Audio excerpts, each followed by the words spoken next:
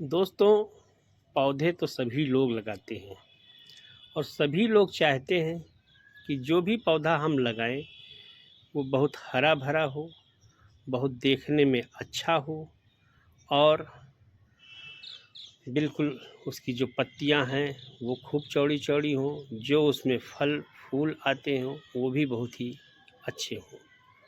लेकिन कभी कभी ऐसा हो नहीं पाता है, या हम यूँ कहें कि ज़्यादातर ऐसा हो नहीं पाता है। जो बहुत ही कायदे से देख रेख करते हैं उन्हीं के पौधे हरे भरे होते हैं। दोस्तों, ये तुलसी का पौधा है जो लगभग प्रत्येक हिंदू हो, मुसलमान हो या लगभग सभी लोगों के यहाँ होता है। ख़ास तौर से हिंदुओं के यहाँ तो बिल्कुल होता है। कुछ मोहम्मडन्स भी जो इसके दवा ववा का यूज़ करते हैं उनके यहाँ भी ये पाया जाता है और भी लोगों के यहाँ भी ये पौधा पाया जाता है। अब ऐसे में कुछ लोग कहते हैं कि मेरे यहाँ पौधा लग ही नहीं पाता है, पनप ही नहीं पाता है। कुछ लोग कहते हैं कि अगर पौधा लगा भी तो उसकी पत्तियाँ बहुत छोटी होती हैं, या मुरझा जाता है, या बहुत जल्दी सूख जाता है। तो आखिर क्या कमी है कि जिसके कारण से आपके यहाँ पौधा लग नहीं पाता है या सूख जाता है? अगर दोस्तों आपको हमारा ये चैनल अच्छा लगे तो आप हमारे चैनल को प्लीज़ सब्सक्राइब अवश्य कीजिएगा।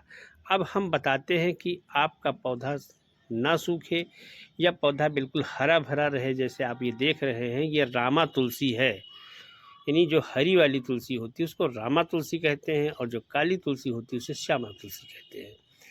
तो ये रामा तुलसी का पौधा जिसे आप बिल्कुल हरा भरा देख रहे हैं, ये गमले में लगा हुआ है। हम आपको गमले की भी फ़ोटो दिखा रहे हैं। तो ये कैसे हरा भरा है ये हम आपको बताएंगे। सबसे पहले तो पौधा कोई भी लगाएं तो उसके लिए मिट्टी का जो चुनाव आप करें वो बहुत ही अच्छी होनी चाहिए। इसके लिए लगभग 60% खेत की जो मिट्टी होती है, ना बहुत ज़्यादा चिकनी हो ना बहुत ज़्यादा बलुई हो, ऐसी मिट्टी हो। तो अच्छा 40% उसमें गोबर की खाद या वर्मी कंपोस्ट खाद का मिश्रण हो, कि जिससे भुरभुरी मिट्टी बन करके तैयार हो और ऐसे में आप अपने तुलसी के पौधे को लगाएं। जब तुलसी के पौधे को आप ऐसी मिट्टी में लगाएंगे तो आपका पौधा बिल्कुल इसी तरीके से हरा भरा दिखाई देगा। आप देख रहे हैं कि ये पौधा कितना सुंदर, पत्ती इसकी चौड़ी चौड़ी और देखने में सुंदर दिखाई दे रही है। उसके बाद दूसरी चीज़ है कि पौधे को पानी हम किस प्रकार देते हैं, कितना देते हैं। सभी पौधे में रोज़ पानी की आवश्यकता नहीं होती है। जैसे तुलसी का पौधा आप लगाएं तो जब तक इसकी मिट्टी सूखने वाली ना हो तब तक आप पानी प्रतिदिन न डालें। अगर प्रतिदिन डालने की आपको आदत है तो एक नियमित मात्रा में पानी डालें।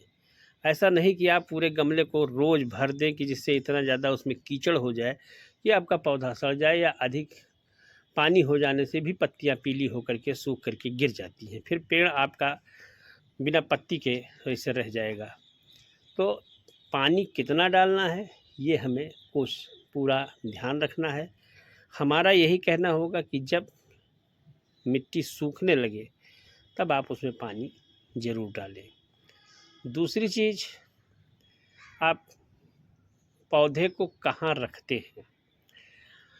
पौधे को ऐसी जगह पर रखें कि जहाँ पर कम से कम 4 से 6 घंटे डायरेक्ट धूप, सीधी सनलाइट आपके पौधे पर पड़ती हो। अगर सीधी सनलाइट आपके पौधे पर पड़ेगी तो आपका पौधा कभी भी खराब नहीं होगा और ऐसे ही आपकी पत्तियां हरी भरी निकलेंगी। उसके बाद आप खाद का प्रयोग कौन सा करेंगे। हमने बताया है पहले भी कि गोबर की खाद का प्रयोग आप करें, मिट्टी बनाते समय भी करें और बाद में भी लगभग 15-20 दिन बाद भी आप गोबर की खाद इसमें डालते रहें। तथा पौधे की 1 महीना 15 दिन के बाद अगर आप गमले में लगाए हैं तो गमले में गुड़ाई कर दें, या अगर आप ज़मीन में लगाए हैं तो ज़मीन में भी गुड़ाई कर देने से बिल्कुल मिट्टी सख्त नहीं होने पाती है और पौधे के अंदर भी हवा पहुंचने लगती है, जिससे आपका पौधा हरा भरा रहता है। और अगर मान लिया आपके पौधे में कुछ फंगल इन्फेक्शन वगैरह हो रहे हैं, तो तुलसी के पौधे में अगर फंगल इन्फेक्शन होता है तो आप छाछ ज़रूर डालिए, या छाछ नहीं मिल रही है तो नीम का तेल आप पौधे की जड़ के पास डाल दीजिए। आपका पौधा बिल्कुल हरा भरा दिखाई देगा। और समय समय पर तुलसी के पौधे में अगर मंजरी आ जाती है, जैसे ये मंजरी लग रही है, या आप देखिए अभी एक ही मंजरी है, तो इसकी कटिंग आप जैसे ऐसे तोड़ दीजिए, या कैंची से, या आप जो भी आपके पास काटने वाला यंत्र हो उससे मंजरी को काटते रहिए। इससे पौधे सूखेंगे नहीं और हरे भरे बने रहेंगे। दोस्तों, अगर आपको हमारा वीडियो पसंद आया हो तो आप इसे लाइक करें, शेयर करें तथा हमारे चैनल को सब्सक्राइब अवश्य करें। धन्यवाद। फिर मिलेंगे अगले वीडियो में।